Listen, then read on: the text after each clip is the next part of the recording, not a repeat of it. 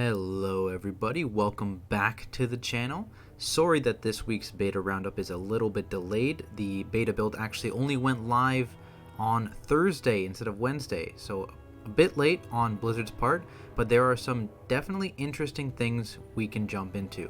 Let's just head right into it, starting with Balanced Druids. Now, Balanced Druids, they did not have a great week. They saw a bunch of nerfs. As you can see here, Celestial Alignment was moved from 15% to 10% haste. They also lost their extra area of effect damage on their Eclipse.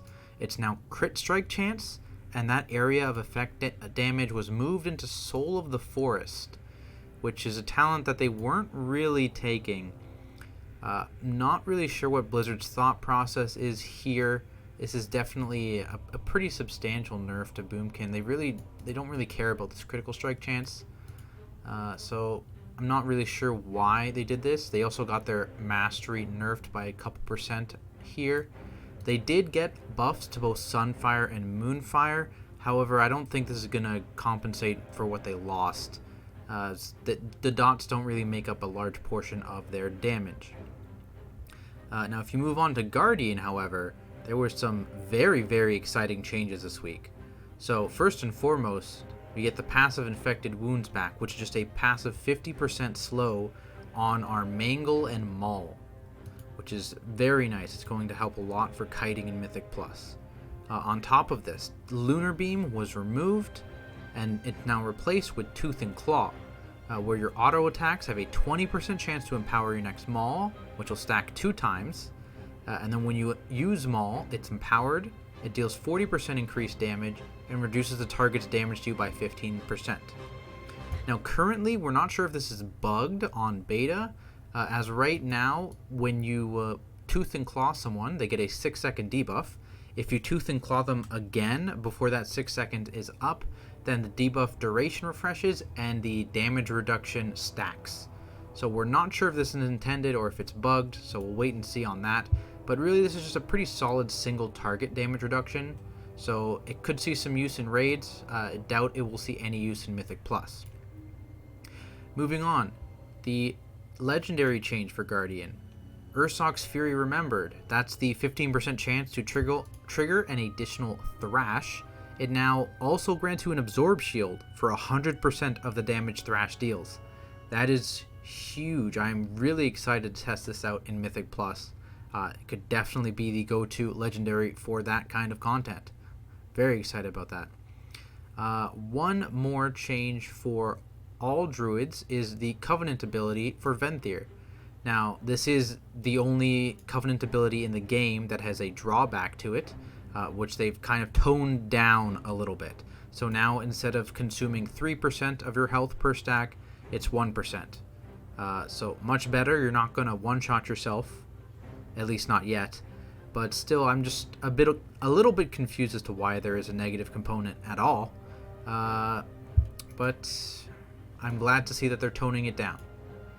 From there, Prot Paladins, they did not have too great of a week either. They lost a little bit of AoE damage from their best in slot Mythic Plus legendary, going down from 40% additional damage to 30%, and then they lost half the damage on Punish the Guilty Soulbind, the Conduit, which is a little yikes, but I think they will be fine. They had a ton of damage right now, so definitely needed a slight nerf. Hopefully this did not go too far.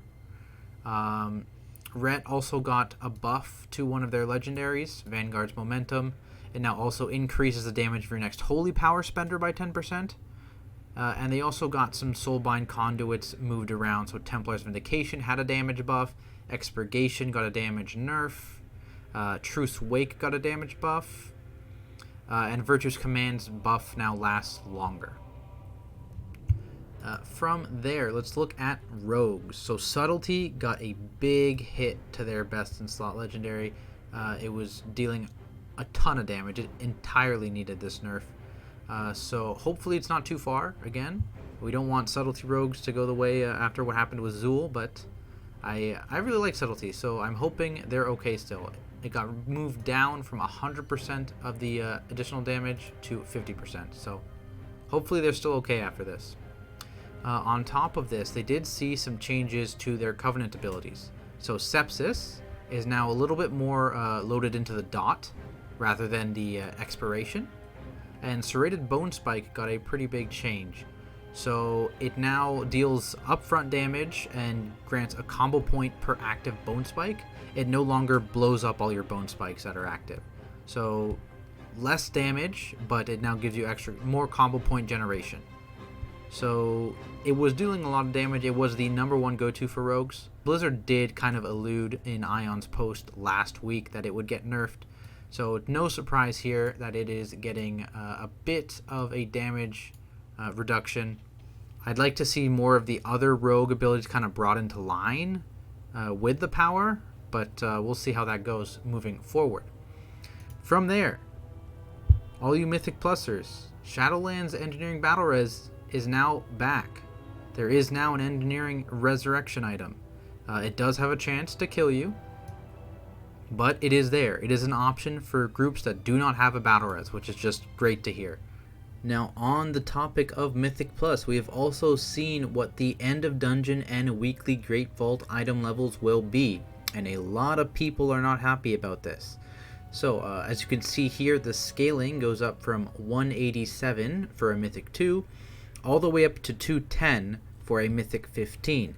Now, for those of you that aren't aware, Heroic Castle Nathria is item level 213, and Mythic is item level 226, which puts normal down at eye level 200.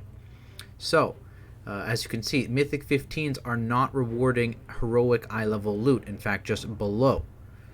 The weekly chest will still grant you a Mythic quality item, but you are now getting a little bit worse gear from the Mythic 15. Personally, I do think they should be equal, 213 to 213. I'm not terribly upset by this change. It appears that Blizzard is trying to make heroic gear more valuable, raid gear in general more valuable. But at the end of the day, this is really only going to affect the first month or so, maybe 2 months tops of the season, because from that point onwards, your whole gearing from Mythic Plus is always going to be through your Great Vault anyways, and in that situation, Mythic Plus players are actually in a bit of a better scenario, as you will have up to 3 choices of 226 items, assuming you run enough dungeons, and in this case actually you only need to run a 14, not a 15. So it's definitely a negative, but I think in the big picture, Mythic Plus players are in a better spot than they were last expansion in BFA. But I do think this should be around 213. I think that makes sense, but hey, it's Blizzard's game. And then the last thing I just wanted to mention is we now have a bunch of the Castle Nathria trinkets out and where they're coming from. So I will put a link to this in the description if you guys want to take a look. Definitely some interesting trinkets here. But that is it for this week's beta roundup, guys. Thank you so much for watching. I know it was a bit of a short one. Sorry for that, but there just was not too many changes this week. If you enjoyed the video, feel free to subscribe to my channel to get updates on when I'm posting, and you can follow me on Twitter @Tactics. Thanks once again, and I will see you guys in the next video.